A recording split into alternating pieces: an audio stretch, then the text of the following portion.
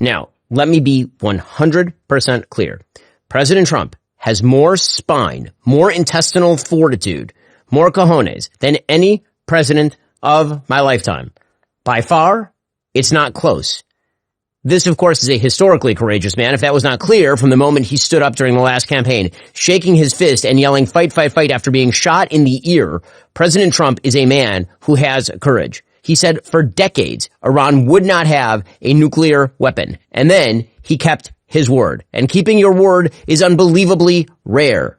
Bill Clinton, 1995, quote, we are determined to prevent Iran from acquiring nuclear weapons. George W. Bush, 2006, Iran must not be allowed to develop nuclear weapons, period. Barack Obama, 2015, I have stated that Iran will never be allowed to obtain a nuclear weapon. Joe Biden, 2022, we will not allow Iran to acquire a nuclear weapon. Donald J. Trump, Iran's key nuclear enrichment facilities have been completely and totally obliterated. 2025, this is a man of courage who keeps his word with spine, with true unbelievable, heroic spine.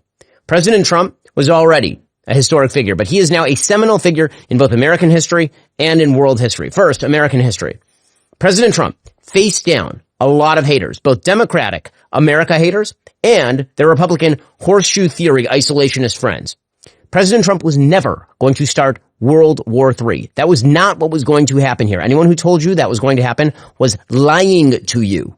Because President Trump lives in the world. He lives in the world of reality. And he played this absolutely perfectly. It is not possible for a president to have played this better. President Trump was not dragged into a war. He managed this with absolutely stunning professionalism, cleverness, with common sense. He gave the Israelis the ability to do what they needed to do. And then Israel did with unbelievable courage and innovation. Israel cleared the skies. Israel killed Iran's top generals. Israel devastated their nuclear scientists. And President Trump waited.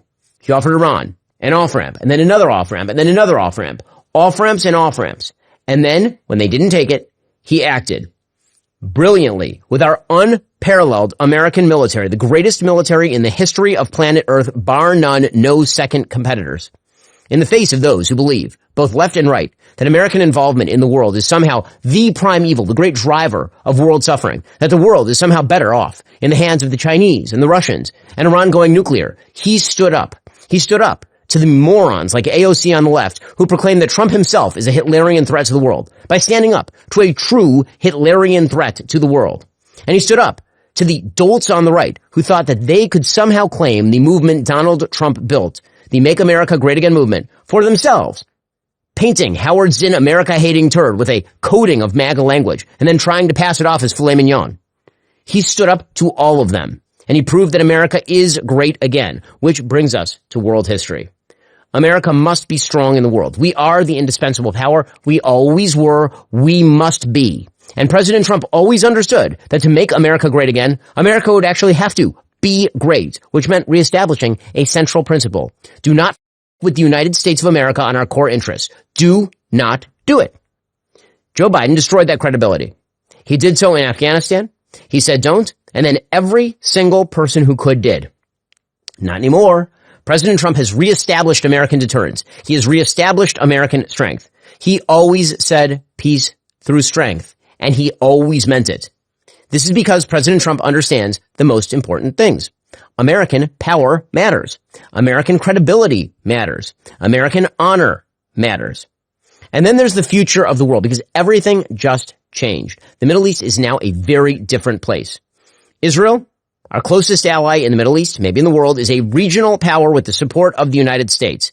The Abraham Accords are in the offing for Saudi Arabia and the rest of the Sunni world. The United States is working closely with the Saudis, with the UAE, with Bahrain, with powers in the Northern African sphere to join the Abraham Accords, and with Iran on its heels, rocked, their nuclear program destroyed. That is a possibility that would not have been thinkable just a couple of years ago. China, even more importantly, is now thinking twice about Taiwan. Remember, China has been looking across that Taiwan Strait, thinking maybe we'll take Taiwan, and maybe President Trump will do nothing. Well, maybe they're having a second think now that President Trump has used some mops to drop them, some massive ordnance penetrators, to drop them on Iranian nuclear facilities. Russia, which may have been casting its eyes at Northern Europe, at Eastern Europe, has to be thinking a little bit about what future expansionism would mean. because of President Trump. He is truly an all-time historic figure. He proved it again over the course of the last few weeks. There has never been anyone quite like him. There probably won't be again. He thinks differently. He acts differently. And that is a magnificent, magnificent thing. 'Cause the flag still stands for freedom, and they can't take that